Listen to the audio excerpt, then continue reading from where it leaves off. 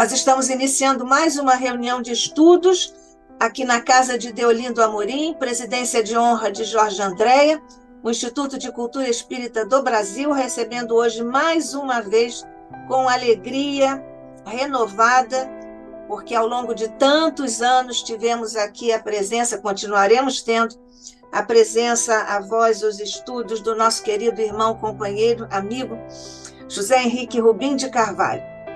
É neste momento, Jesus, em que te pedimos as bênçãos por sobre todos os nossos irmãos, em todos os quadrantes do planeta que tão amorosamente diriges, rogamos-te em especial, Jesus, que abençoes o nosso querido José Henrique Rubim de Carvalho, nosso companheiro, que vem aqui nos trazer o fruto de seus estudos, reflexões e contribuições para este estudo aqui no Instituto de Cultura Espírita do Brasil, o nosso querido ICEB. A paz, mestre, a luz, mestre, que de tuas mãos venham descer por sobre o ICEB e por sobre todos nós, muito especialmente sobre a mente e o coração de nosso querido Rubim. Fica conosco, graças te damos, abençoando ainda, Jesus, todos os que estamos aqui neste estudo em ambos os planos de existência. Graças te damos hoje e sempre. Bem, José Henrique Rubim de Carvalho vem nos falar hoje sobre mais um desdobramento do tema que o traz aqui para esta sequência no ICEB. Ele é médico do trabalho, é terapeuta de vida passada, terapeuta floral de Bar, é presidente da Associação Médico Espírita de Nova Friburgo, AME Friburgo, que é membro da Associação Médico Espírita Carioca, AME Carioca, Núcleo Nova Friburgo, da AME Carioca. Expositor espírita também aqui no ICEB, o que para nós é um título. Rubim, somos todos ouvidos. Bom, boa noite inicialmente a todos os queridos e amados companheiros, sempre saudoso de revê-los. É pena que estamos tão distantes, senão eu ia proporcioná-los um grande e afetuoso abraço. Em breve você poderá fazer isso, porque nós temos uma programação que em breve vai poder oportunizar isso. Você que hoje vem falar sobre nascimento de responsabilidade e consciência. Exatamente. É um tema palpitante, instigante, extraordinário, em que nos remonta ao raciocínio, à lógica, mas ainda respeitando nossos limites, os nossos acanhados limites, para compreender em verdade essas fundamentações. É um estudo longo, espero esgotá-lo hoje. Se não esgotá-lo, a gente fica para uma outra oportunidade. Mas é com muita alegria e felicidade que aqui estou, como um mero trabalhador, um aprendiz, mas um aprendiz, posso dizer, dedicado à doutrina espírita. Assim tenho procurado prosseguir em minha trajetória. Então, diante desta prévia, vamos compartilhar aqui o slide para que todos possam acompanhar.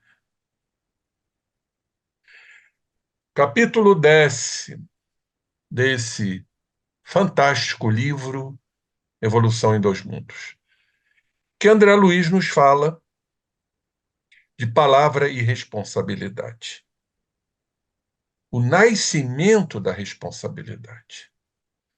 Fazendo assim um apanhado, quando falamos de responsabilidade, falamos de consciência. Quando falamos de consciência, falamos de livre-arbítrio. E para compor esse quarteto mágico que se interage, falaremos também de liberdade. Então, onde começa um e termina o outro, eu acho que isso é um conjunto.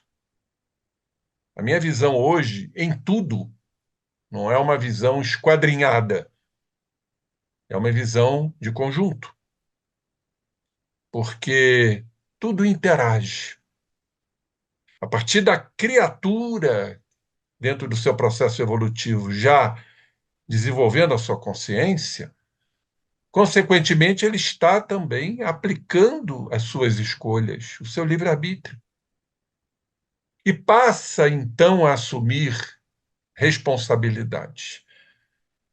Quando muitos a temem, o nosso querido Freud nos diz que o maior medo do ser humano é o medo da responsabilidade. Porque, paralelamente a isto, vem o orgulho da criatura, o padrão de poder, o egoísmo, que não lhe permite errar e falhar, crendo-se muito poderoso, e por isso, quando falha, quando erra, ele naufraga no campo psíquico e no campo moral. Vem todo um processo psicológico que não vou detalhar aqui: culpa, frustração, baixa autoestima, sentimento de incapacidade, de impotência, e com traslado disso tudo para o corpo físico, traduzindo-se em enfermidades. Então ele teme, por conta disso, a responsabilidade. Limita a sua escolha, seu livre-arbítrio, e também a sua liberdade. Porque, em verdade, onde se encontra a legítima e autêntica liberdade? Muitos pensam que é fazer o que bem entende, a hora que eu quero, no momento que eu quero, utilizando-se dos meus interesses, dos meus desejos. Não. Sabemos que esse desejo, ou esses desejos, essas liberdades, são efêmeras, são impermanentes. Porque a legítima liberdade está no desvínculo de padrões em que estamos amarrados, agrilhoados, ou seja, aquilo que determinamos, aquilo que estatuímos como verdade, a nossa verdade, que nem sempre é a verdade, na maioria das vezes não é a verdade dos outros, pois cada um carrega a sua verdade. Então ficamos presos. Agora, quando começamos a nos assumir, através de escolhas bem direcionadas, aumentando o nosso grau de responsabilidade sobre nós mesmos, ou seja, o trabalho de conscientização, o despertar da consciência, a maturidade do espírito. A consciência remonta desde épocas recuadas, nós vamos falar sobre isso, mas estamos falando de uma consciência desperta, a verdade que nos pertence. Quando Jesus disse: "Conhecereis a verdade, ela vos fará livres", Jesus está apontando para a verdade que nos cabe alcançar, chegar a ela, a nossa realidade pelo autoconhecimento, a nossa realidade, em que plano nos encontramos. Vamos lembrar que de onde veio o termo verdade? Veio do grego, que é uma divindade, inclusive, aletheia. Aletheia quer dizer verdade, que é sair da leté, Lethe, que quer dizer despertar da consciência. Vigilância. Também podemos assim definir a verdade. Sair da letargia, sair da inércia, sair da pasmaceira que muitos se encontram, por faltar a coragem, por faltar essa responsabilidade de se assumir. Pois sem isso, nós não vamos evoluir. O processo evolutivo, ele se subdivide em 3 itens. O primeiro item é o autoconhecimento. Reconhecer-se, Sabe aonde a gente pode retirar esse ensino? Lá no livro Paulo Estevão, quando apareceu a figura majestástica de Jesus e inquiriu Saulo: Saulo, Saulo, por que me persegues? Ele foi um grande perseguidor do Cristo. E ele caiu em si. Quando se cai em si, é o autoconhecimento. Mas é suficiente? Não. Aí temos que nos aceitar. Nossos erros, nossos delitos, nossos desvios, nossas deformidades. Foi o que aconteceu com Saulo. E em que momento dessa autoaceitação? Quando Saulo dirigiu-se a Jesus e disse,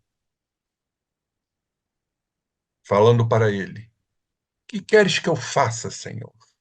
É a entrega. Isso os gregos chamam de metanoia. Em francês é metanoiete. A conversão. A conversão é o segundo estágio. Se converte mediante a autoaceitação de nós mesmos a partir do autoconhecimento. Que queres que eu faça, Senhor? Daí não tem mais jeito. Foi o que aconteceu com ele no curso da sua existência até o momento que foi decapitado em Roma. Aí sim, neste curso, veio a transformação. Terceiro item do processo evolutivo do ser. Então, isso é maravilhoso quando passamos a compreender intrinsecamente essa raiz que é nossa. Então, vamos lá, sem mais delongas, vamos ao livro, que foi o móvel do nosso estudo, do nosso trabalho. Diz assim André Luiz, Nascimento da Responsabilidade. Quando começou na criatura, criada pelo Pai, a ideia do próprio Criador, iniciando a religião. Quando a criatura começou a indagar, prenunciando a filosofia. A experimentação, anunciando a ciência. O instinto de solidariedade, prefigurando o amor puro. E a sede de conforto e beleza, inspirando o nascimento das indústrias das artes. Eram pensamentos nebulosos, torturando-lhe a cabeça e inflamando-lhe o sentimento. Isso é algo encantador. Quando a gente vê aí o começo, os pródromos da responsabilidade, da ideia de Deus, o prenúncio da filosofia, as experiências no campo científico, um instinto de ajuda, de solidariedade, felicidade que André Luiz nos coloca aqui. Então, nesse concerto de forças, diz ele, a morte passou a impor-lhe angustiosas perquirições. E enterrando seus entes queridos, amados, em sepulcros de pedra, o homem rude, a iniciar-se na evolução de natureza moral, perdido na desértica vastidão do paleolítico, da idade da pedra, do rústico, aprendeu a chorar, amando e perguntando para ajustar-se às leis divinas, a se lhe esculpirem na face mortal e invisível da própria consciência. Olhem só, a própria consciência passou a conscientizar nesse concerto de forças a existência da morte, da desencarnação. Foi então que, em se reconhecendo ínfimo, frágil diante da vida, compreendeu que perante Deus, seu Criador e seu Pai, estava entregue a si mesmo. O princípio da responsabilidade havia nascido. Essa comunicação Chico nos trouxe lá em Pedro Leopoldo, dia 16 de fevereiro de 1958. Eu tinha apenas 8 aninhos de idade, quando Chico nos trouxe essa comunicação lindíssima do princípio da responsabilidade no seu nascedouro, diante dessa informação tão brilhante, tão clara de André Luiz. Quando a criatura, se sentindo ínfima, frágil, compreendeu a existência de Deus. Vamos lembrar o próprio André Luiz, em situação lastimável no mundo espiritual, nas regiões umbralinas, se alimentando de gramíneas, dessedentando-se com filetes d'água, ou seja, na sua condição de dor, de sofrimento, assim como o filho pródigo da parábola do filho pródigo, reconheceu o autor da vida. E a partir do momento que ele reconheceu o autor da vida, ele foi resgatado por Clarencio para a instituição que nós conhecemos, nosso lar. Ali, quando ele compreendeu Deus, o autor da vida, a responsabilidade eclodiu então, o princípio da responsabilidade. Vamos então ao meu querido irmão, nesse capítulo que eu leio, releio e não me canso.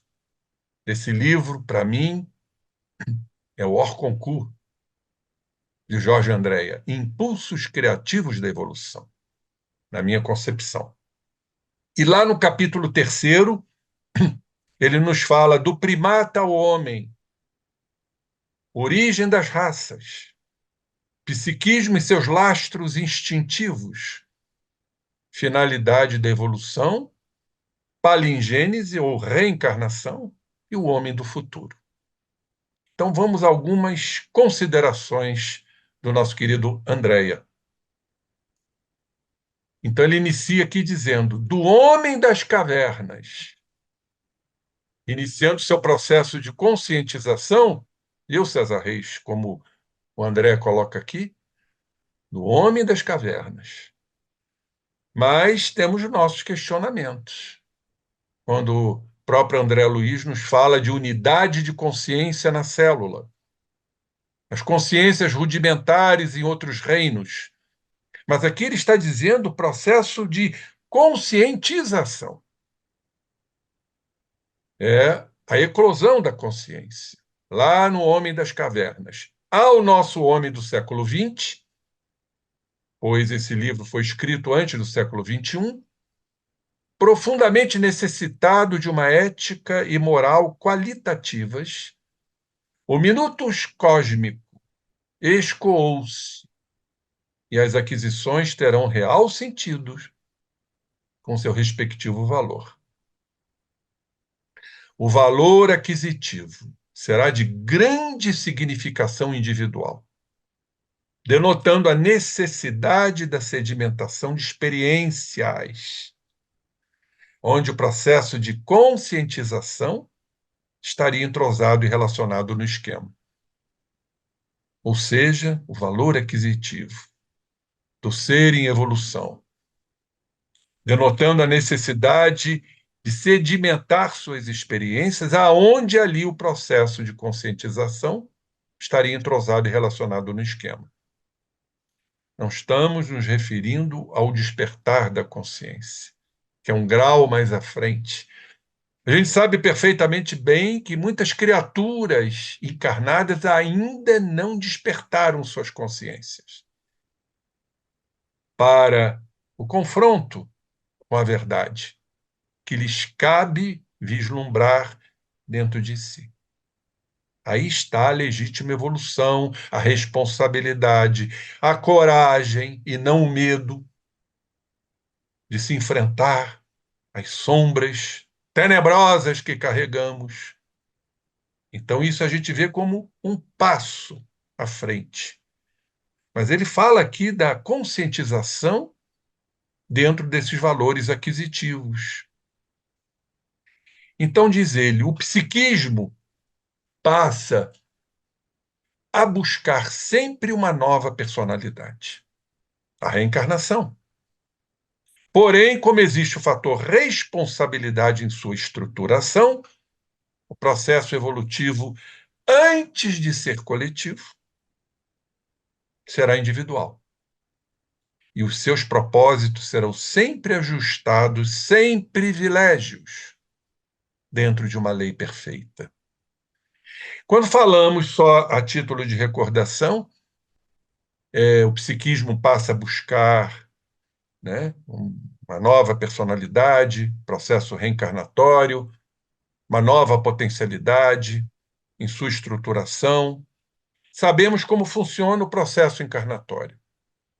Nós temos o que chamamos de individualidade, onde estão todas as nossas experiências, que não são poucas, inclusive algumas de outros reinos, principalmente na área relacionada aos instintos, o primeiro andar do cérebro que nunca poderemos esquecer, do fantástico livro de André Luiz No Mundo Maior, em que Calderaro divide o cérebro em 3 andares. Os automatismos nossos, que ainda carregamos. Mas hoje nós já estamos utilizando, espero que muitos estejam, a consciência. Olha o processo de conscientização mais uma vez aí presente. Está na região cortical, córtex motor, no processo do autoconhecimento, dos instintos que carregamos no nosso primeiro andar do cérebro. Enquanto isto, a superconsciência nos aguarda. É um elevador.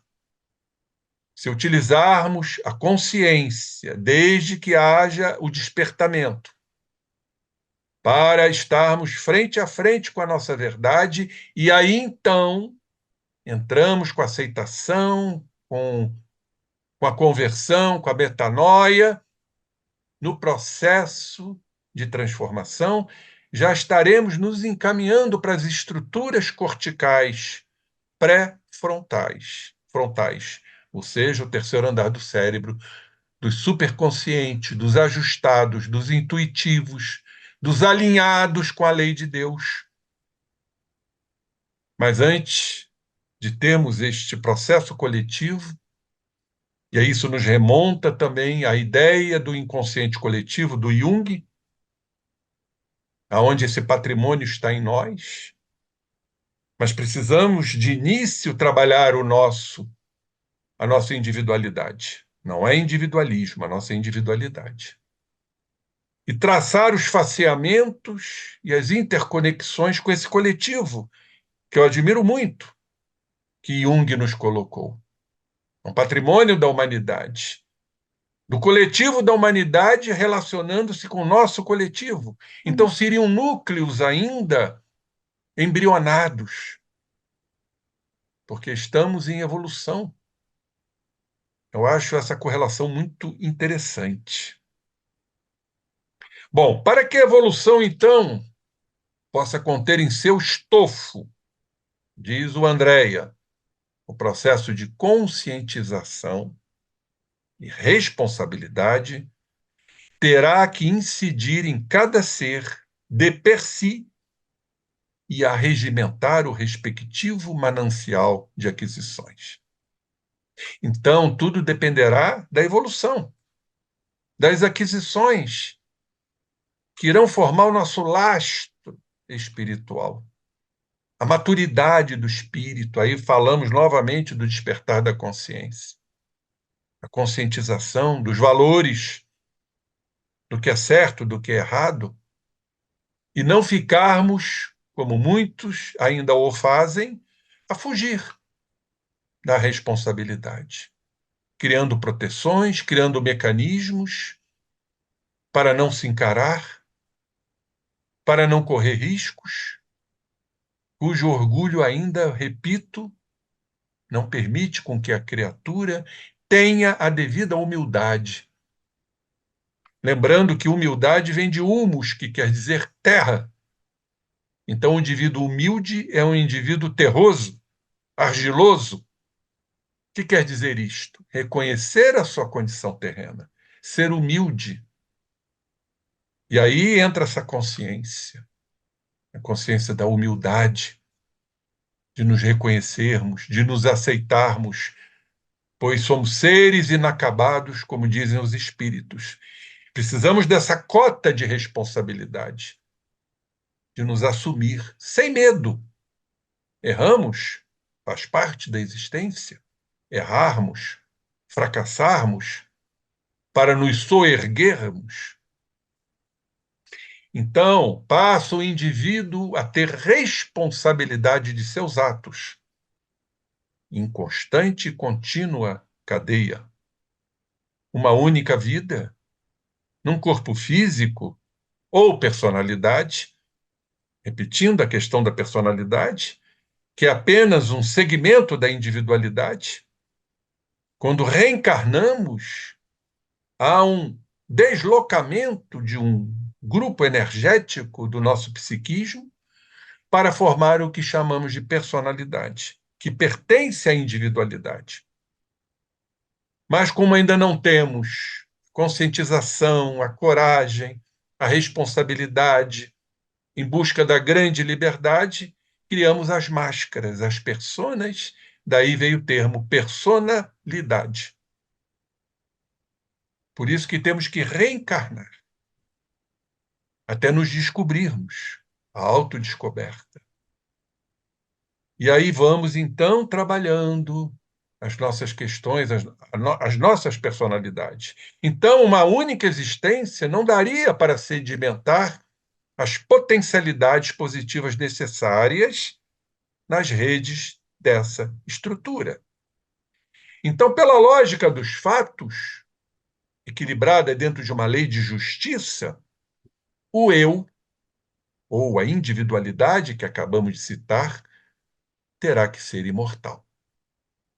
Sua ampliação proporcionada às aquisições absorvidas nas diversas etapas reencarnatórias. Aí está a excelsitude da reencarnação, essa ampliação da consciência, expansão do livre-arbítrio, assumirmos responsabilidades, adquirirmos valores, são as aquisições, transformarmos, né, os nossos equívocos anteriores de tantas encarnações malfadadas em valores. Chamamos isso de autoiluminação. Não é ninguém que vai nos iluminar. Somos nós. Para isso temos o livre-arbítrio. Para isso temos essa responsabilidade de autoiluminarmos-nos, que significa a transmutação de sombras, de complexos, numa visão junguiana, em valores morais sólidos, cumprindo as leis que o Pai nos deixou, que Jesus nos trouxe através do seu Evangelho e que está em nós. Temos que considerar isto. Vamos aqui recordar o que Jesus nos disse. O reino de Deus não encontra-se nem aqui nem acolá. O reino de Deus encontra-se em vós.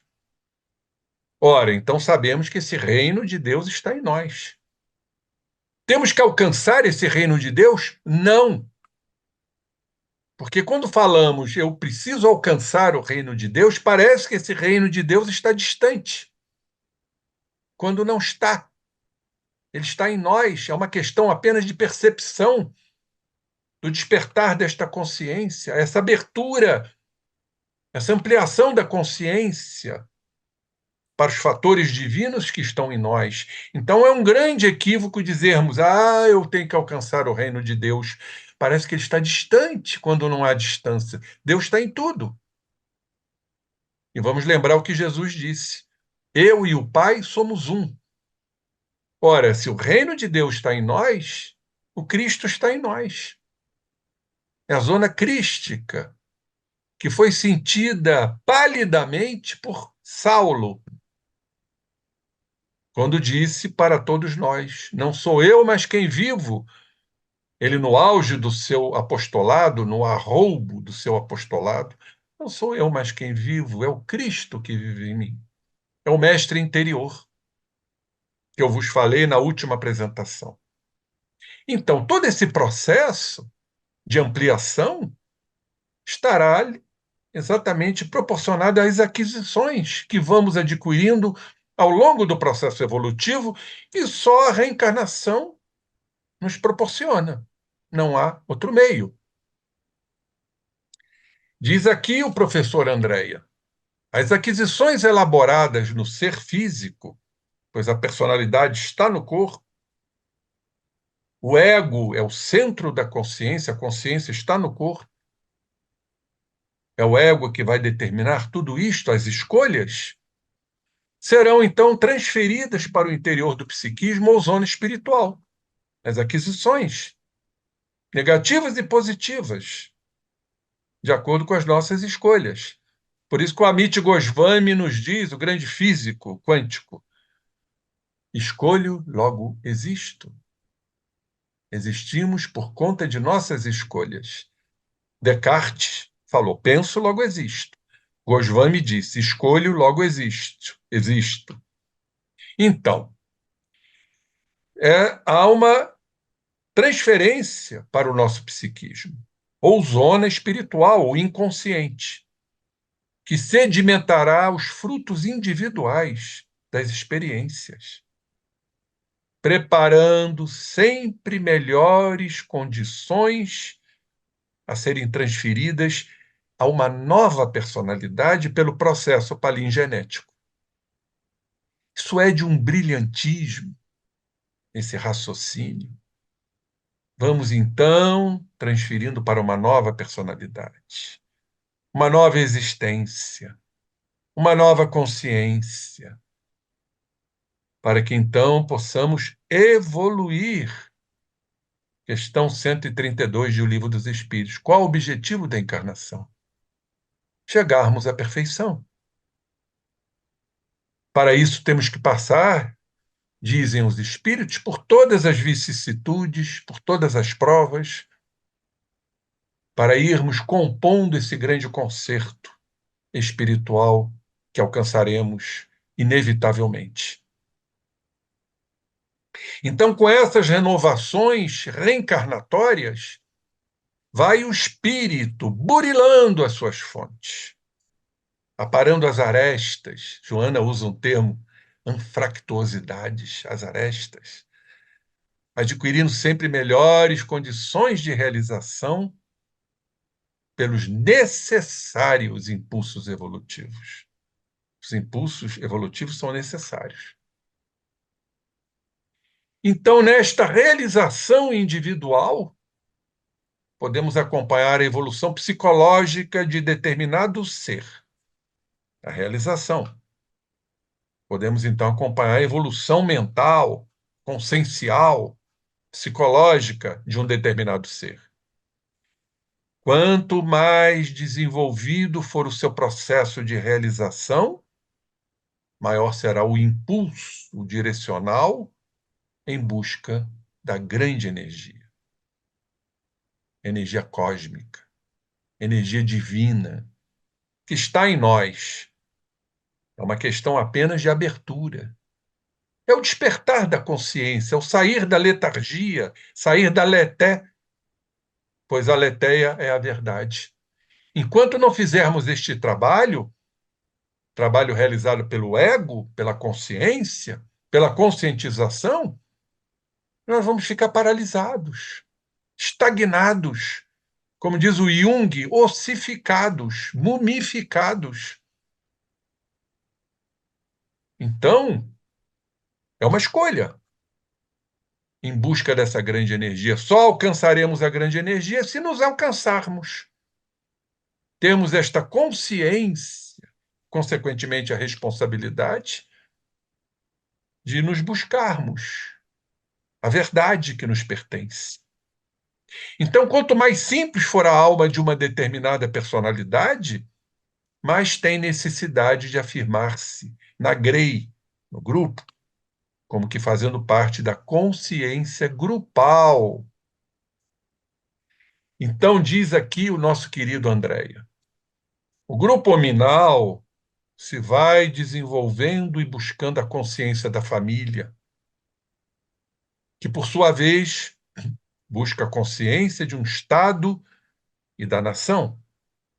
Em grau mais elevado, a consciência continental e, finalmente, a consciência planetária. Então, tudo parte da consciência, né? Como espírito que somos.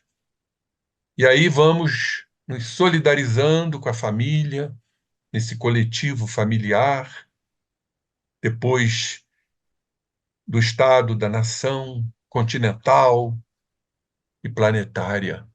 Seremos consciências planetárias. Há algo melhor que isto? Pergunto. Então, alcançando a consciência máxima em nosso orbe, procurará afirmar-se na posição de uma consciência cósmica, divina, que está em nós, repito, onde foram incorporados os elementos positivos e harmonizados na construção de um amor universal. Tudo tem o amor. É o amor que sustenta absolutamente tudo, porque, como diz João, o evangelista, Deus é amor. Se Deus é amor e Deus é o Criador, quem cria? O amor. Agora, é um amor ainda inalcançável. O amor incondicional, o amor crístico. Nosso amor ainda é um amor de posse. É um amor inseguro, instável, de querer comandar, de querer controlar. É um amor de apego, que, como diz Pierre Weil, é a raiz de todo sofrimento humano, o grande educador francês, é o apego. E diz ele que o apego leva ao medo, à insegurança de perdermos aquilo que a gente pensa que é nosso. E o medo acaba se deflagrando nos processos patológicos mentais, como ansiedade, como depressão, como transtornos, e por aí vai. O que faz com que, frente à nossa pouca evolução, reforcemos o apego, equivocadamente achando que temos que segurar mais, controlar mais. Então, precisamos fazer todo esse trabalho de conscientização, de despertamento, de responsabilidade, que nós chamamos, e Joana fala muito bem sobre isso em sua literatura excepcional, o auto-amor.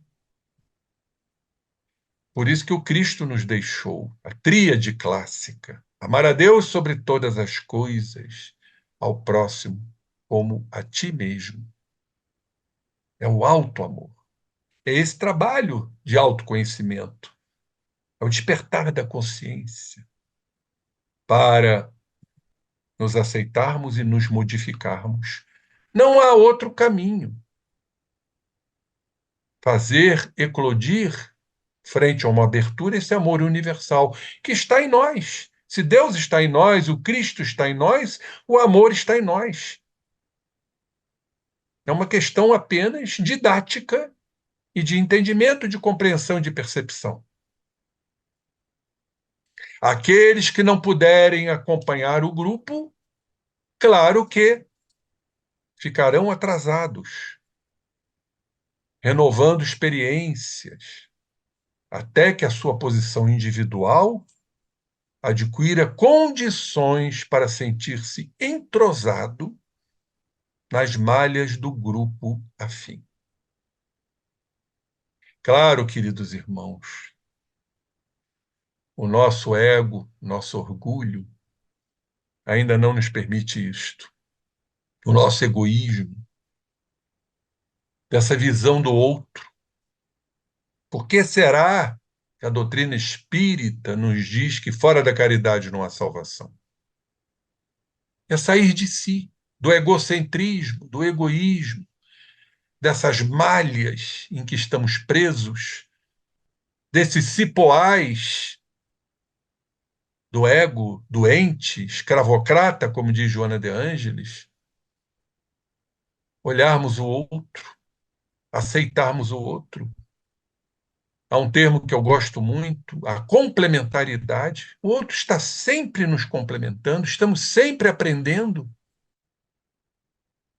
Em nossos périplos reencarnatórios, ter essa visão do outro, colocar-se no lugar do outro, aceitar o outro como ele o é.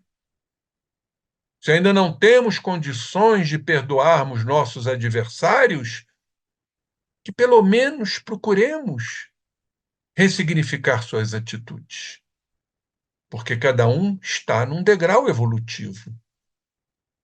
Há uma metáfora que eu gosto muito do monge do escorpião, em que o monge, correndo risco de vida, tentou salvar um escorpião. Foi mordido, voltou a mergulhar nas águas caudalosas e conseguiu salvar o escorpião. E os discípulos perguntaram para ele: por que você fez isso? Um animal peçonhento, venenoso, ainda te mordeu, ainda te picou, e você correu risco de vida? O que ele respondeu?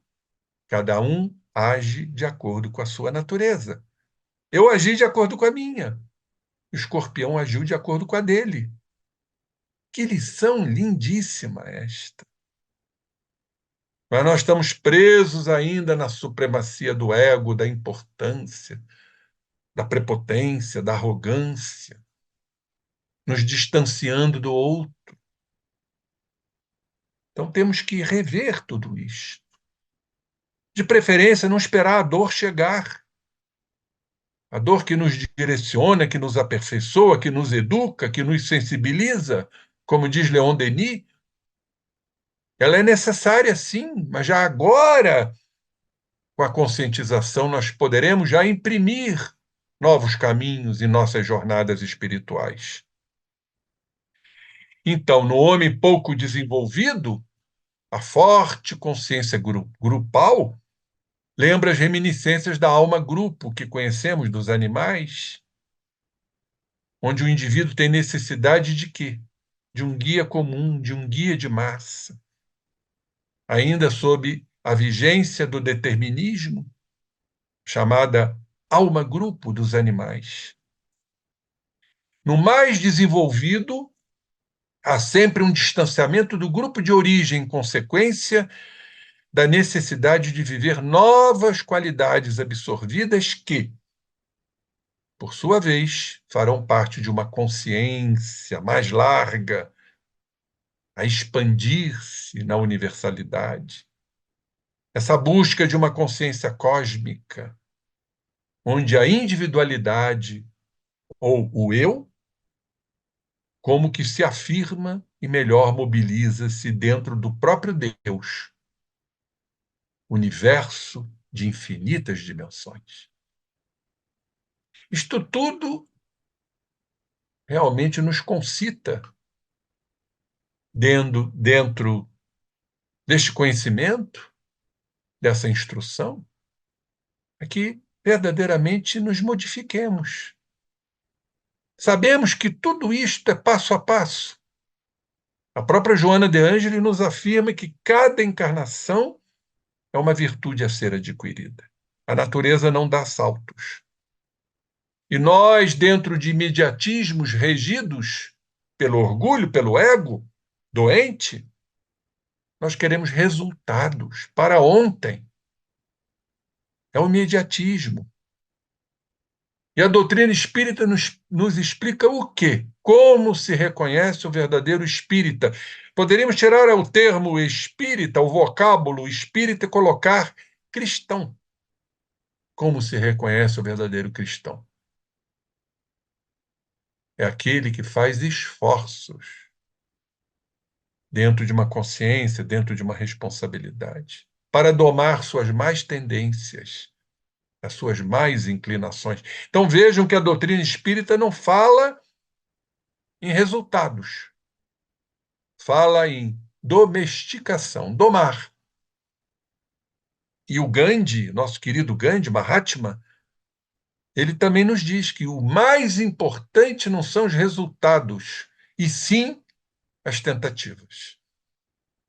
A gente vai tentando, vamos cair. Sabem por quê? que ainda estamos refertos de condicionamentos deletérios, negativos. Então, a solução não é simplesmente fazer uma incisão cirúrgica e retirar da alma essas experiências negativas, equivocadas. O processo é muito mais sério. É um processo de integração. Essa é a palavra-chave. Nós somos seres duais. Esse é um termo correto, a dualidade. Nós oscilamos e vibramos entre esses fatores, o bem e o mal, a alegria, a tristeza, a mágoa e o perdão, enfim, são as dualidades. E por isso temos que reconhecê-las para o processo que chamamos de integração. O sistema é de diluição, é diluir todos os processos experienciados. E aí precisaremos, certamente, de inúmeras encarnações. Sem isto, realmente fica impossível.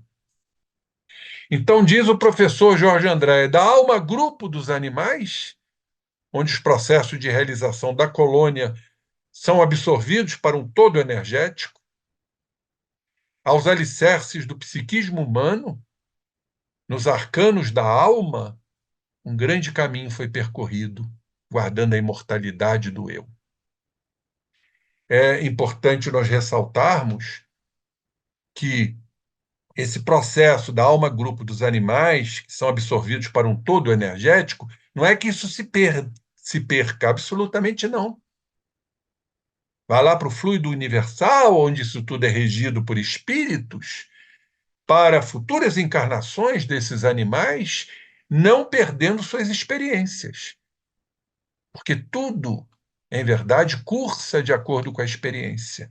Então, vai para esse todo energético, o fluido universal, para depois uma nova estruturação de um novo corpo, onde ali o princípio espiritual continuará seu processo evolutivo sem perder o já adquirido, suas aquisições. Porque senão se mistura no todo energético, é uma perda desses valores conquistados. Então, o salto da faixa animal para o hominal está indubitavelmente no processo de conscientização, que se irá tornando cada vez mais expressivo. Então, guardemos isto.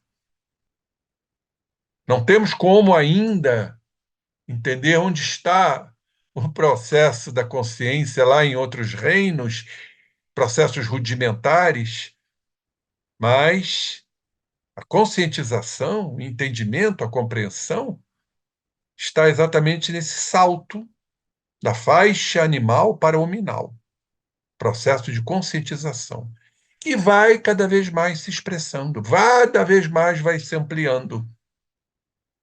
O livre-arbítrio, as escolhas, tudo que foi dito aqui, nos libertando desses elos, dessas correntes que nos prendem, por isso não somos libertos ainda. A responsabilidade, sem medo, com coragem de nos assumirmos. Então, isso tudo é um processo que está exatamente na evolução da criatura. Então, para Kardec, o processo evolutivo só será atuante e compreensivo com as aquisições nas diversas etapas reencarnatórias. E mais do que tudo, acolitado, ou seja, seguido pela moral e ética de qualidades sempre positivas. Claro que uns vão se demorar mais, porque ainda não despertaram, ainda estão no campo da ignorância. Existem dois grandes óbices que eu gostaria de citar aqui, que os espíritos nos trouxeram. Os dois grandes óbices, escolhos, obstáculos para a evolução da criatura humana. Um deles é a ignorância. Ignorar, desconhecer. E o outro, o preconceito. Seus preconceitos, suas leis e suas regras. Unindo a ignorância ao preconceito, o que estamos vendo atualmente, muito atuantes, nós vamos desaguar no fanatismo. E o fanático, ele não se abre, ele é impermeável. Primeiro, por ignorar o que, de certa forma, nós já conhecemos. Por esta doutrina reveladora, o Consolador prometido por Jesus, racional, lógica, coerente, criaturas que realmente ignoram. Então estão a serviço dos seus próprios preconceitos, que são trazidos de outras existências, reforçados pela educação da atual existência, da família, e a criatura torna-se empedernida, endurecida nos seus conceitos, que é o fanatismo. E como vai ser realmente muito difícil romper essas barreiras. A dor, ou a dor que se torna suprema, uma dor realmente excruciante para o repensar. Eu tive um exemplo disso, gostaria de dividir com todos. Uma criatura da minha família, extremamente intelectual, materialista, ateu, e que teve uma desencarnação e hoje encontra-se no mundo espiritual.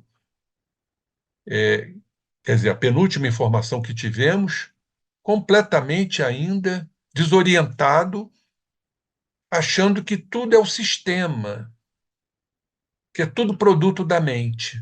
Mas já houve uma comunicação mais recente em que ele começou a se arrepender. Arrependei-vos, porque é chegado a vós o reino dos céus, disse Jesus. Está lá no Evangelho de Lucas. Começa, então, todo o processo, quando a dor é superlativa, de reconhecimento, de autoconhecimento, para a autoaceitação e o início da transformação, exatamente como aconteceu com Saulo. Que quereis que eu faça, Senhor? É entrega. Em seus livros e postulados, o codificador da doutrina dos espíritos, absolutamente dentro da lógica dos fatos, informa que a essência do processo evolutivo corresponde a etapas arquimilenares, com as renovações periódicas propiciadas pelo mecanismo reencarnatório. Existindo, por conta disso, a grande expressão de justiça e responsabilidade, a definir em posições ajustadas e harmônicas. Vamos, então, já praticamente, para o encerramento. É um estudo amplo, que certamente eu não vou conseguir esgotar todas as pesquisas, os trabalhos que fiz, mas o capítulo 20, porquanto o nosso tema foi exatamente responsabilidade, consciência. Agora vamos falar o que André Luiz nos traz lá no capítulo 20, Corpo Espiritual e Religiões, fazendo uma avaliação de responsabilidade e consciência. Vejamos. À medida que a responsabilidade se lhe apossou do espírito, iluminou-se a consciência do homem. Claro que também poderíamos dizer que o despertar da consciência fez com que a criatura aumentasse o grau de sua responsabilidade. Então, diz André Luiz aqui que a responsabilidade acabou iluminando a consciência, que, por sua vez, abriu campo para a responsabilidade. E aí entraríamos, como já foi dito, expansão do livre-arbítrio, das escolhas, que quando submergimos em nós mesmos, começamos longo trabalho de mudanças, de reformas, pelo despertar da consciência, nosso trabalho responsável, mesmo sabendo das dificuldades que são inerentes a todos esses processos. Então, a centelha da razão, nos diz André Luiz, converter-se em chama divina, abertura da consciência. E cada um tem seu momento, cada um tem sua maturidade. Não podemos simplesmente achar que todos vão despertar suas consciências num determinado momento, porque isso vai depender de cada criatura, do processo evolutivo em que ela se encontra. Então, a inteligência humana entendeu a grandeza do universo e compreendeu a própria humildade. Olhem só aí o termo humildade. Reconhecer a sua condição terrena, de erros, de falhas, de fracassos, sermos aprendizes, humildes, reconhecer em suas entranhas a ideia inalienável de Deus, o autor da vida, o criador de tudo, conduzindo-se então de modo racional. Olhem a razão aí, parte cognitiva, intelectiva. A criatura experimentou profundas transformações.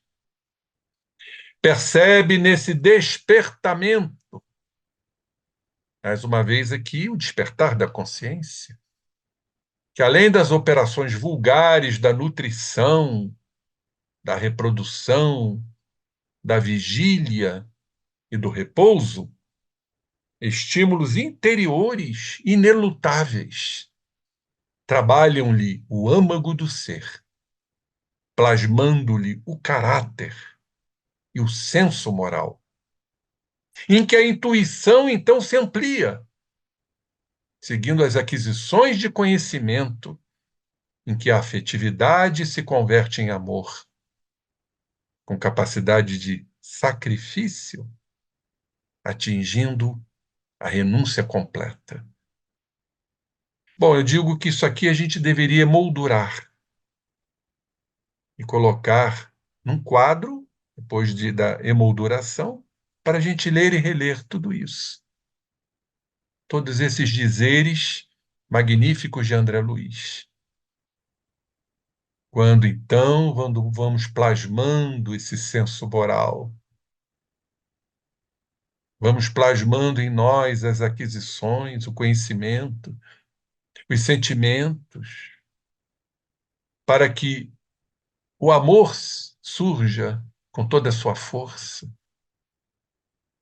Esse amor de sacrifício, esse amor de renúncia em prol do outro, e não esse amor chamado de amor próprio, onde a gente olha só para nós mesmos, esse amor posse, que é uma ilusão, que é impermanente, pois afinal, só através realmente da prática da renúncia, da solidariedade, de sair de si, desse claustro que é o ego, que nos limita, para nos expandirmos para o próximo. É que nós vamos exercer, mediante o despertar da consciência, da responsabilidade, uma outra visão, um outro enfoque. Então, até a época recuada do Paleolítico, da Idade da Pedra, interferiram as inteligências divinas para que se lhe estruturasse o veículo físico, dotando-a com preciosas reservas para o futuro imenso. Então, aquela época recuada do Paleolítico, onde imperava o determinismo, as inteligências divinas interferindo, para que então, pela evolução, houvesse a estruturação de um veículo físico mais evoluído, com preciosas reservas para um futuro que nos aguarda, um futuro imenso, envolvendo-a na luz da responsabilidade. Conferiam-lhe o dever de conservar e aprimorar o patrimônio recebido, e investindo-a na riqueza do pensamento contínuo, que caracteriza a criatura humana, não o pensamento fragmentado dos animais, entregaram-lhe a obrigação de atender ao aperfeiçoamento, olha aqui a responsabilidade, de um aperfeiçoamento do seu corpo espiritual, do perispírito, onde estão todos os registros.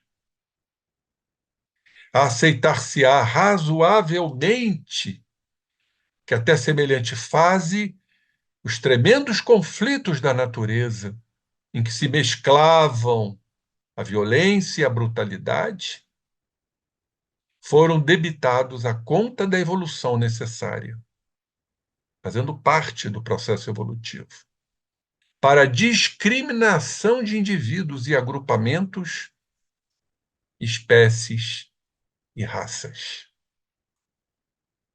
Queridos irmãos, nós teremos aí um campo imenso, voltando ao livro do nosso querido Jorge Andréa.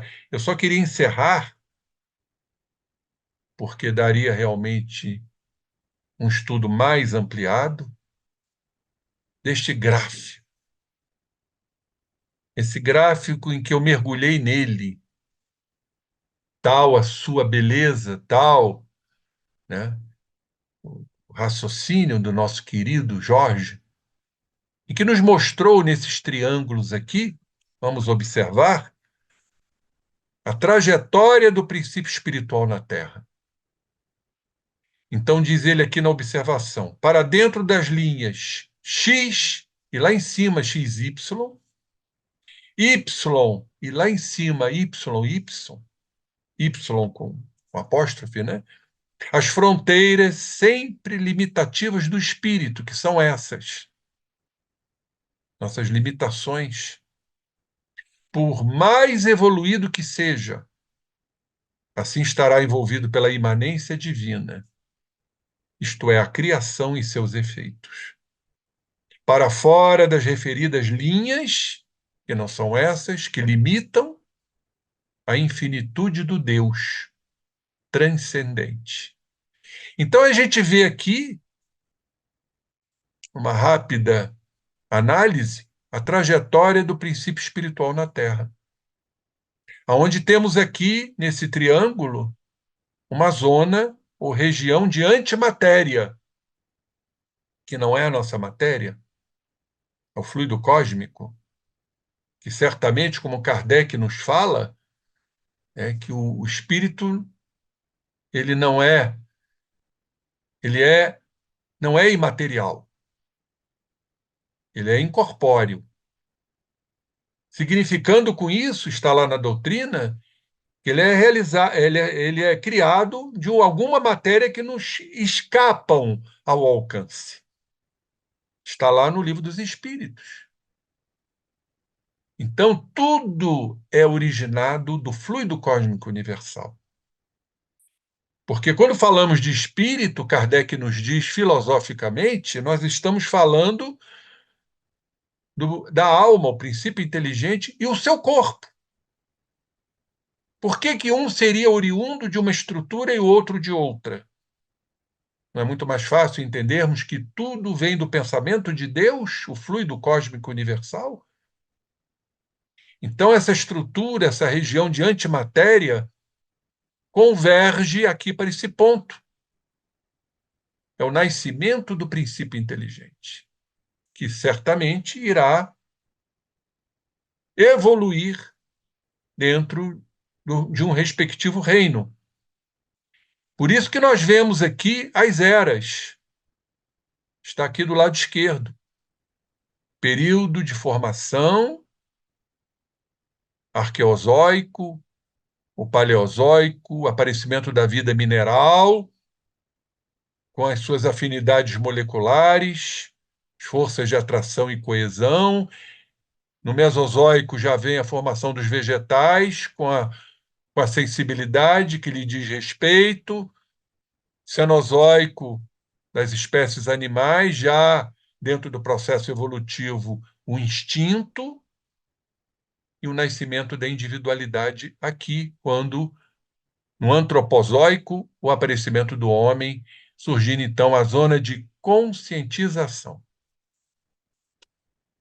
o raciocínio, quando realmente aparece o homem, o princípio espiritual, hominal, ou seja, formação, o aparecimento do espírito.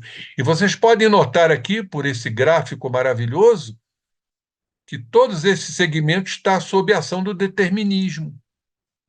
Os infranormais, mesmo com a parte intelectiva, a razão, depois os normais, uma diminuição do determinismo, os supernormais, uma ampliação com a presença da superconsciência, da intuição, onde o livre-arbítrio nos seres superiores é pleno, processos psíquicos inavaliáveis, a superintuição abrindo-se neste triângulo ao infinito, onde estão lá a zona de atuação do princípio espiritual, cada vez mais ampliado pelas aquisições das constantes e infinitas experiências.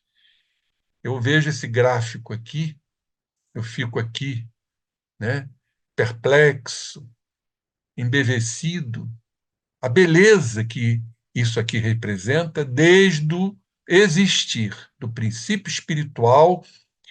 Como diz Leon Denis, o ser dorme no mineral, sonha no vegetal, agita-se no animal e desperta no homem.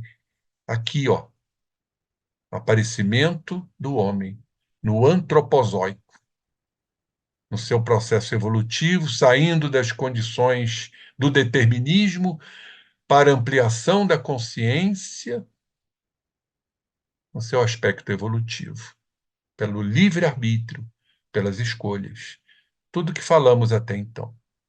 Esse estudo é um estudo realmente instigante, gostoso de se estudar, de uma compreensão muito grande, que o nosso querido Jorge também nos coloca, nos impulsos criativos da evolução. André Luiz, em Evolução em Dois Mundos. E ficamos, então, muito felizes, mas responsáveis. Responsáveis por nós mesmos. Nossas escolhas que devam ser calcadas, arraigadas nos princípios evolutivos ético-morais que o Cristo nos deixou e que está em nós. O que nos falta é essa abertura. Não é o alcançar, é se abrir.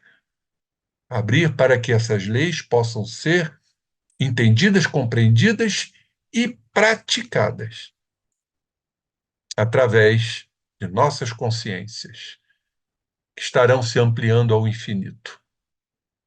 E assim vamos evoluindo.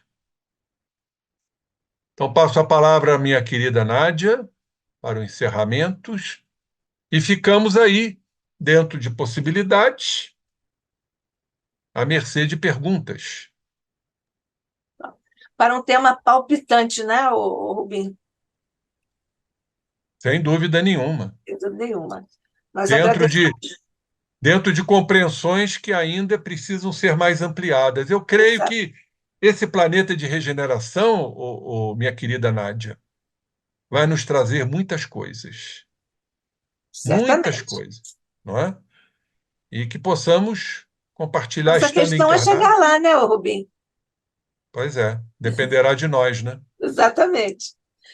Olha, nós queremos agradecer aqui o boa noite a todos, com beijinhos e tudo, da Neuci Correia Dias, da Rosa Martins, da Alvanira de Jesus e de César Reis.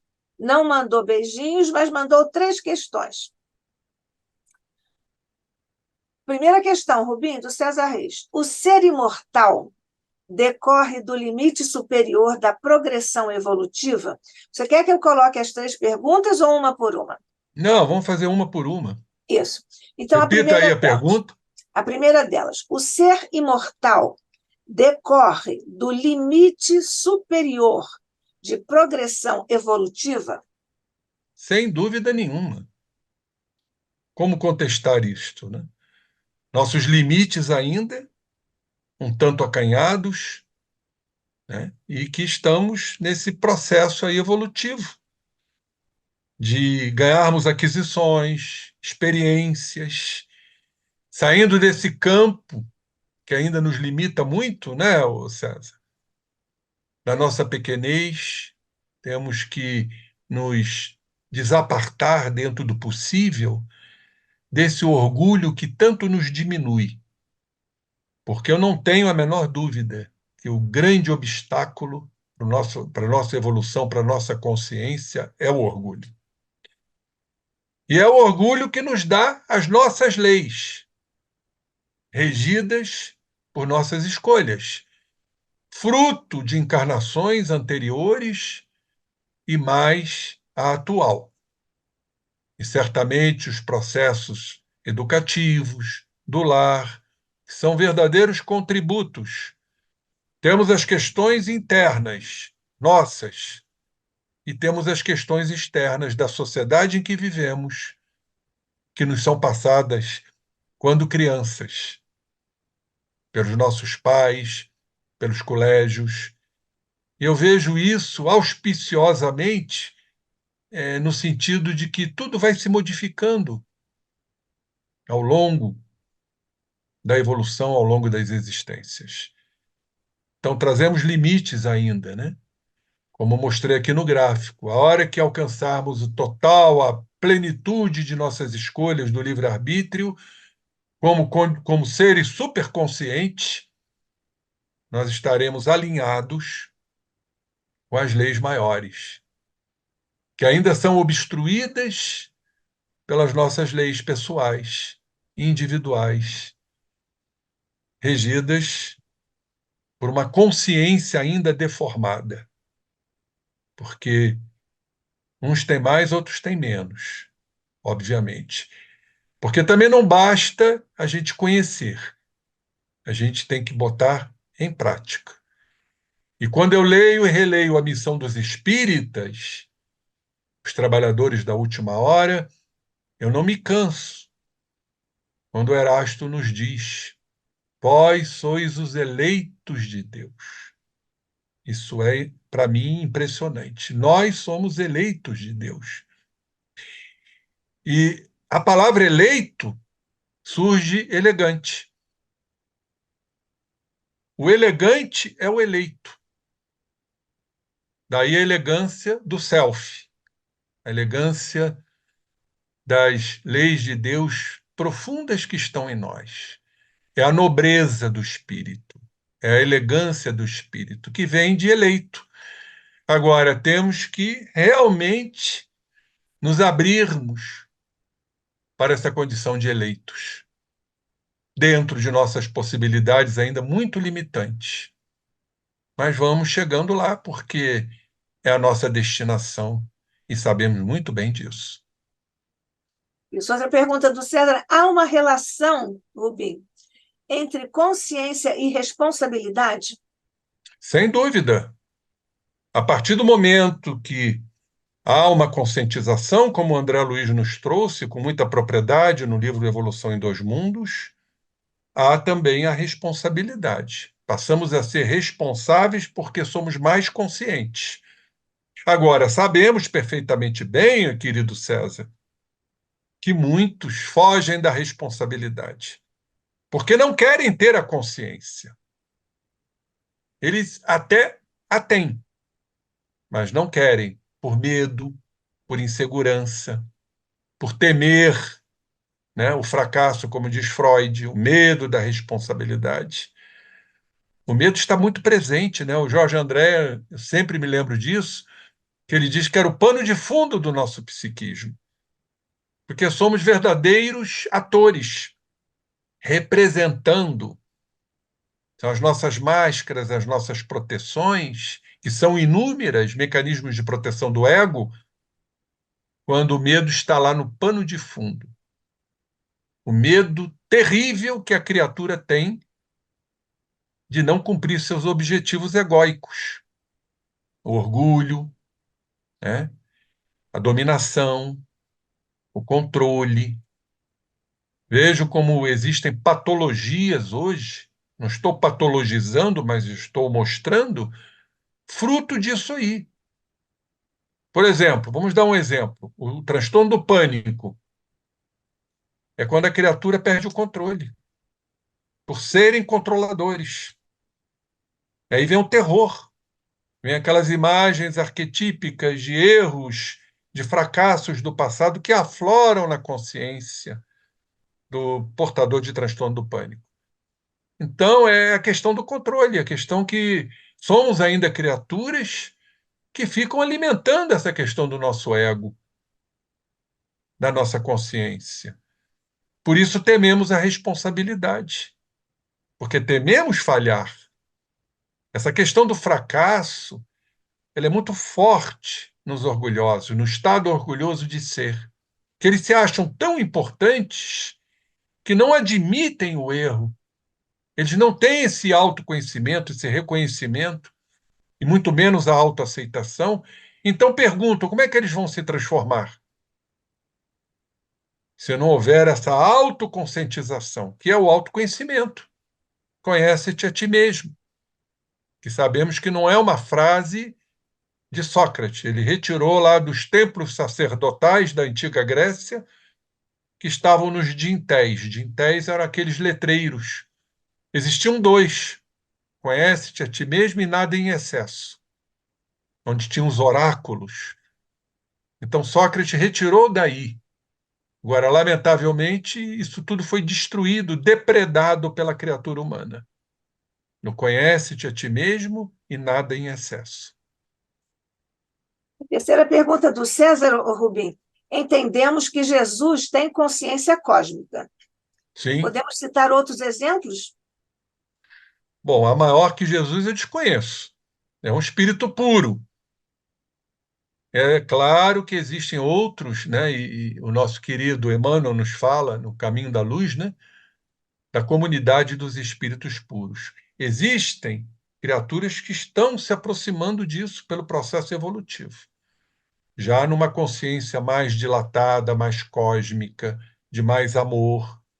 Tivemos aí diversos exemplos, né? Inclusive entre nós, Chico Xavier, né? Um exemplo de amor, exemplo de dedicação plena, mas sabemos que é um espírito superior, ainda não puro, puro só Jesus, dentro do nosso conhecimento, do nosso acanhado conhecimento.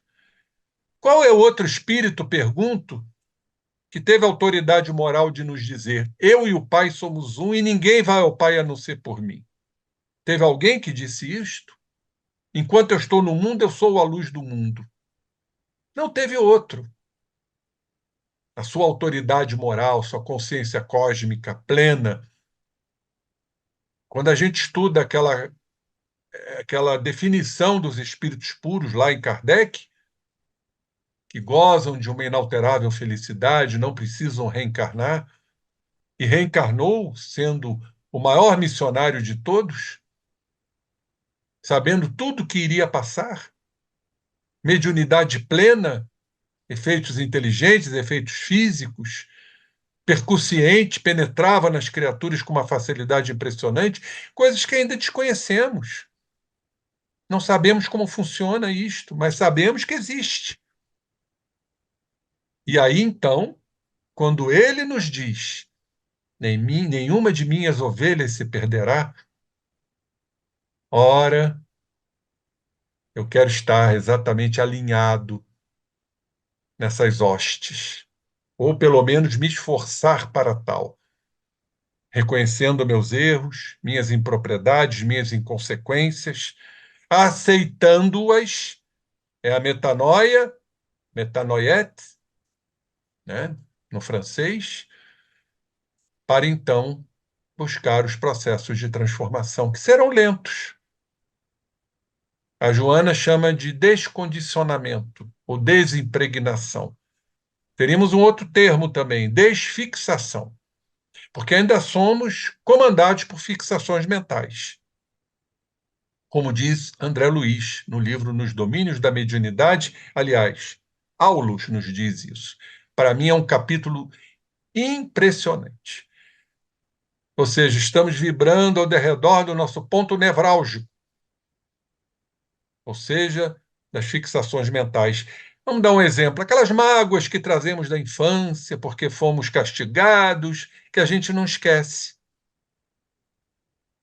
Quando nos sentimos rejeitados, e como diz o velho ditado do grande psicólogo Lelou, nós não somos rejeitados, apenas somos rejeitados por aquilo que a gente espera do outro.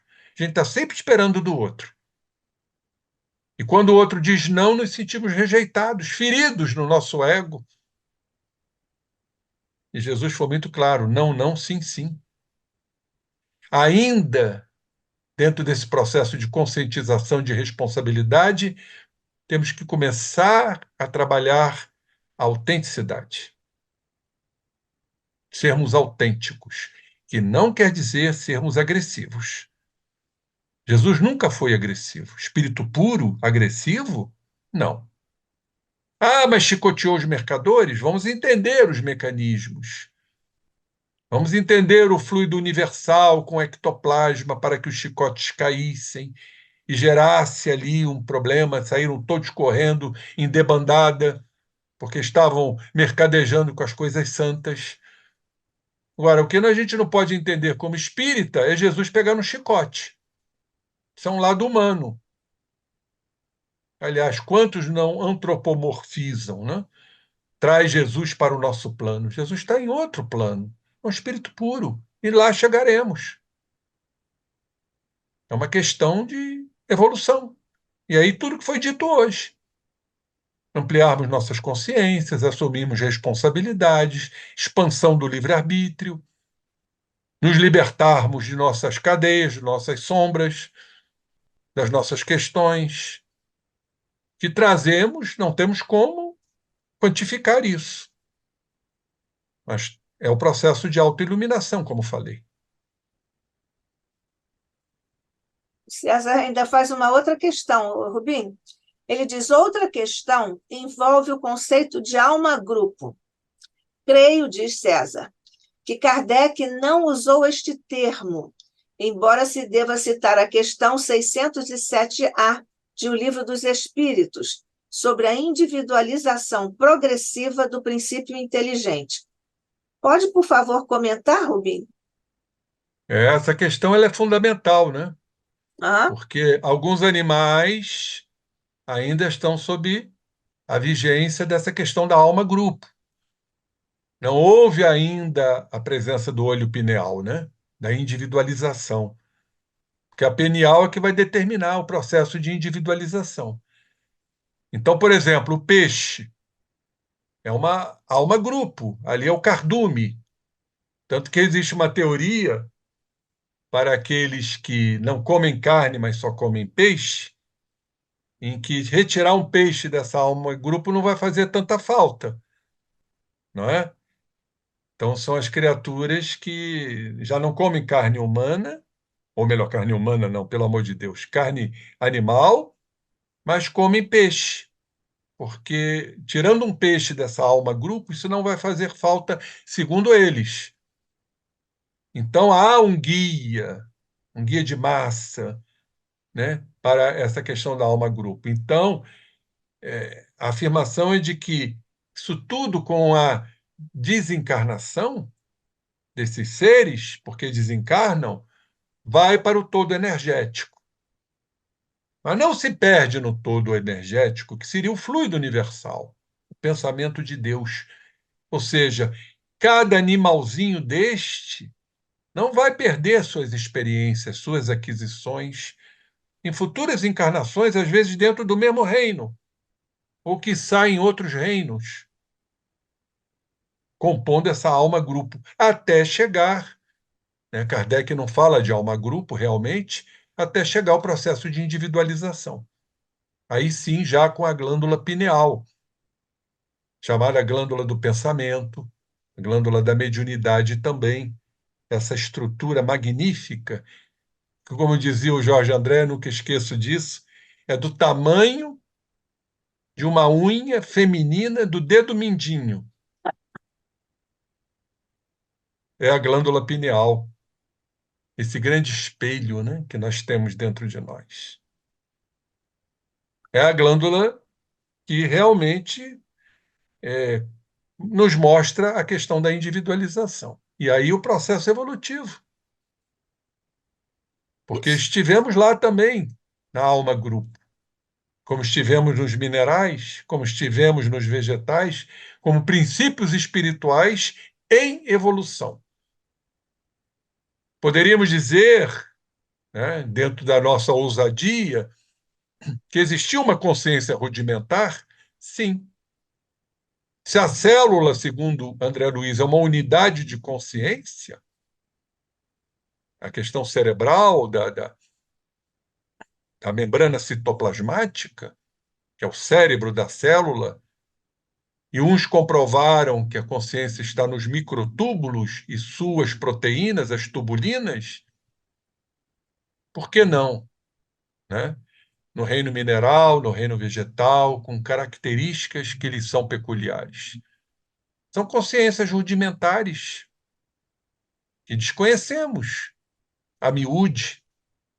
Nos falta exatamente ainda a evolução para entendermos e compreendermos tudo isto, que a própria ciência vai desvendando a pouco e pouco. Quem nos cumprimentou também é José Mário Fiuza, nosso diretor financeiro aqui, e a Neuci Correia Dias está agradecendo pelo estudo profícuo e que o amor do Cristo continue nos assistindo sempre. Obrigada, Neuci, agradecemos, retribuímos essas vibrações, continue com elas aqui também no ICEB, viu? Ô, Rubim, nós estamos aí já sobre a hora, mas quando você citou o homem, você estava citando o Jorge Andréa, o homem pouco desenvolvido depende da consciência grupal. Não foi isso? Não, acho que você não entendeu bem. A consciência grupal, a Não, eu não alma grupo. copiei corretamente, porque isso eu estava tentando copiar do seu slide. É.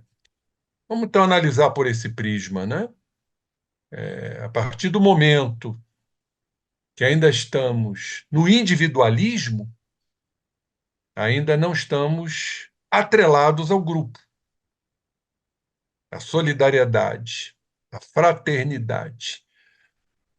Então, eu vejo essa, esse grande obstáculo para que nós nos liguemos ao grupo, ou seja, a interação, a fraternidade, o respeito, a interconectividade, a complementaridade, entendendo que estamos sempre sendo complementados com as experiências alheias, é porque ainda estamos nesse terreno individual, fechados nessa redoma das nossas ideias, das nossas crenças, dos nossos valores, dos quais muitos ainda não abriram mão.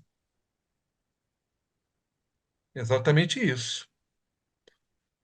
César Reis está se despedindo aí, vai com Deus, meu amigo. Dedicação, gratidão, abraços a todos. Obrigada, César.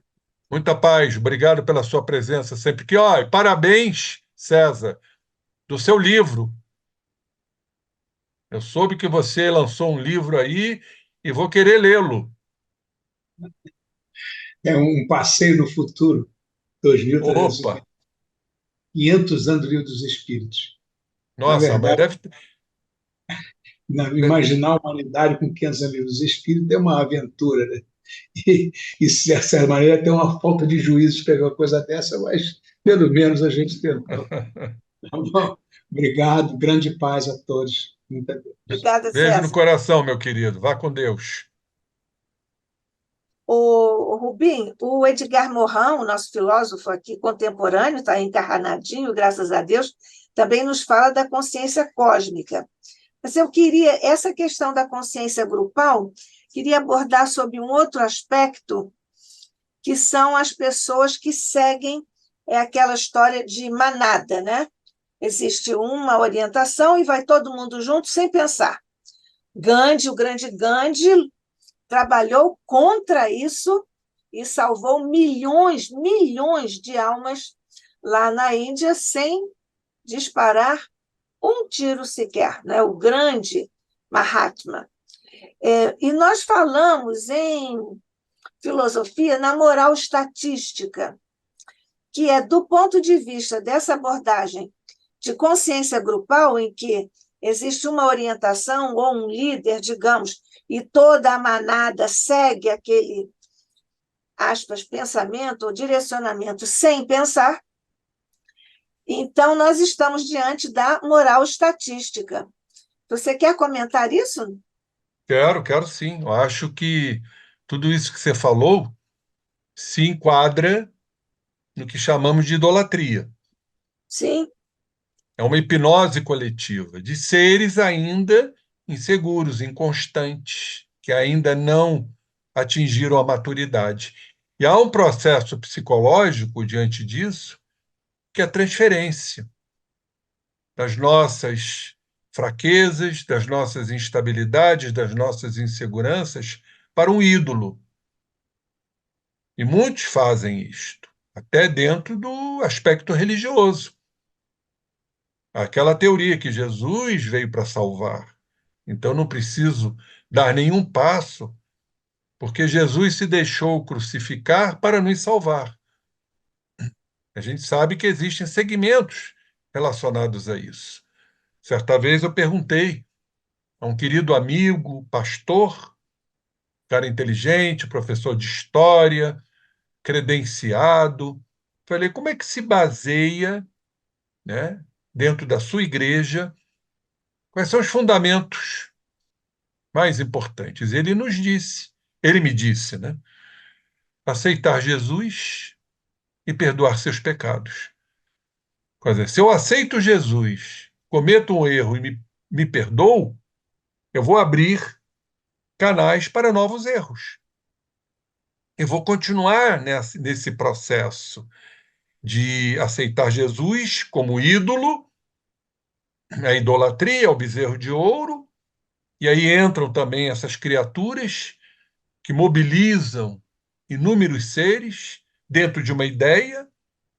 É o processo de transferência psicológica. São criaturas inseguras, instáveis, imaturas, que transferem pela idolatria para um ser que vai comandá-los e seguem fielmente esses seres. E a moral fica realmente estabilizada aí, porque não há um trabalho, uma mobilidade nesse sentido do mergulho em si mesmo. Porque, minha querida Nádia, não há outro caminho. Não vai haver milagres. Não vai haver um ser miraculoso que vá transformar a humanidade. A humanidade transforma-se por si mesma, dentro desse trabalho de autoconhecimento, porque não há outro caminho. Se eu não me conhecer, como é que eu vou mudar? E se o objetivo da encarnação é chegarmos à perfeição, como chegar à perfeição se eu não me mudar? Ou pelo menos aparar as pequenas arestas, modificações pequenas, né? Se não me engano, é Fábio Cleto nos fala isso numa das obras de André Luiz, que temos que mudar as pequenas coisas. Sabe o que isso representa? Mudar as pequenas coisas é começarmos a trabalhar o grão de mostarda que está em nós. O reino de Deus, ainda do tamanho de um grão de mostarda. Então precisamos, como está lá no Evangelho de Lucas, de Mateus, de Marcos, adubar, irrigar esse grão de mostarda, que vai se transformar numa árvore cujas aves vão colocar seus ninhos. A ave representando a libertação, porque a ave tem asas. Nós precisamos de asas para voar para outros patamares. Então, o grão de mostarda é o reino de Deus que ainda está em nós, que precisamos exatamente adubar, irrigar esse reino de Deus. Então, é o trabalho todo pessoal, individual, e não crer, né, nesse movimento de massas e arrasta multidões. Isso é um grande equívoco. isso mesmo, Rubim. Nós agradecemos muito o seu estudo desta noite, tema importantíssimo que você, como sempre, conduziu com a proverbial profundidade e elegância. Muito obrigada, Rubinho. O ICEB continua agradecendo a você e aguarda o próximo estudo, ou os próximos estudos que você nos vai trazer na sequência dessa linha de pensamento e de conteúdo a respeito da nossa intimidade profunda, consciência, responsabilidade e todos os desdobramentos que você, de uma certa forma, já tangenciou, anunciando os próximos capítulos que nós também já aguardamos. Deus te abençoe, meu querido irmão, amigo, companheiro. Agora, Agradecendo. eu queria que você noticiasse, porque você me deixou aí que as coisas deixarão de ser virtuais. Não foi isso, não. Só um Não? evento, não. Um evento que nós vamos fazer e que será híbrido. Mas você pode escolher, pelo seu livre-arbítrio, você pode escolher fazer presencialmente. Mas, por Onde enquanto, será? nós estamos modelando ainda, fechando aqui os detalhes. Então, agradecendo teu coração, querido, ao coração de todos os nossos irmãos que aqui estiveram e ainda estão conosco em ambos os planos de existência, agradecendo a Jesus, Maria, nossos amigos espirituais. Vamos acompanhar nossa Rosa Martins para a nossa prece final.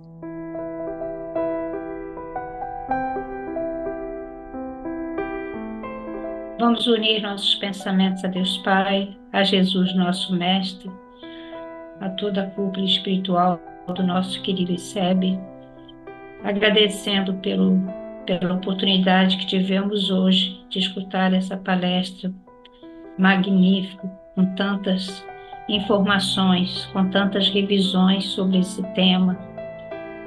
Citar o nosso querido professor Jorge Andréa, as suas ideias, as suas teorias e tantas informações que Rubens sabe tão bem trazer e colocar para nós.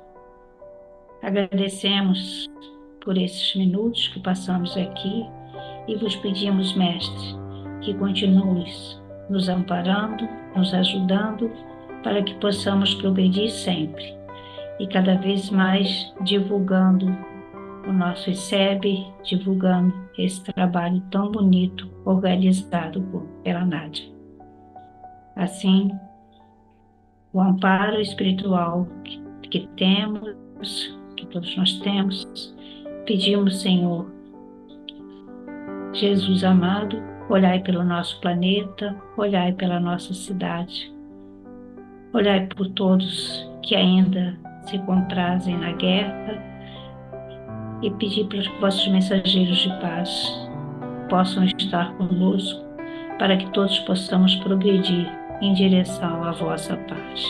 Que a vossa luz nos ilumine hoje e sempre. Graças a Deus.